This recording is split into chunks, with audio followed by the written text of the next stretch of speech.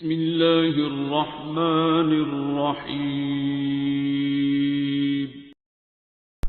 روزگار اور رزق میں اضافے کے لیے آیت اللہ تقی بہجت نے بھی خاص عمل بتایا۔ وہ فرماتے ہیں ایسے افراد بے روزگار ہوں یا ناکام ہوں جن کو بار بار نقصان ہو جاتا ہو، یعنی جو کاروبار میں ہاتھ ڈال رہے ہیں نقصان ہو رہا ہے، بزنس کر رہے ہیں نقصان ہو رہا ہے، وہ کثرت سے استغفار کریں۔ فرماتے ہیں پھر بھی نتیجہ برآمد نہ ہو تو سمجھ جائیں یا تو انہوں نے ذکر استغفر اللہ کو کم پڑھا ہے یا کامل اعتقاد کے ساتھ نہیں پڑھا، ورنہ ممکن ہی نہیں ہے کہ اثر پذیری نہ ہو۔ کتنی اہم بات ہے، یعنی کثرت کے ساتھ استغفار کرنا، اور قرآنی آیات بھی اس کے اوپر شاہد ہیں۔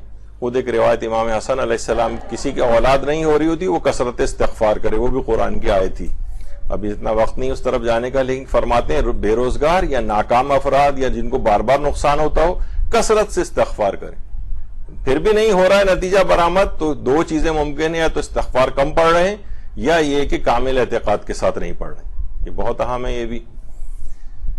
اسی طرح سے علامہ کفمی نے ایک روایت پیغمبر اکرم سے بیان کی ہے مالی حالات کی بہتری کے لیے، کہ ایک مرتبہ ایک شخص نے اپنی بیماری اور غربت کی پیغمبر سے شکایت کی تو آپ نے فرمایا ہر واجب نماز کے بعد یہ کلمات کہو جو کہ تعقیبات نماز میں ملتے ہیں، توکلت علی الحی الذی لا یموت والحمد للہ الذی لم یتخذ صاحبۃ ولا ولدا ولم یکن لہ شریک فی الملک ولم یکن لہ ولی من الذل وکبرہ تکبیرا۔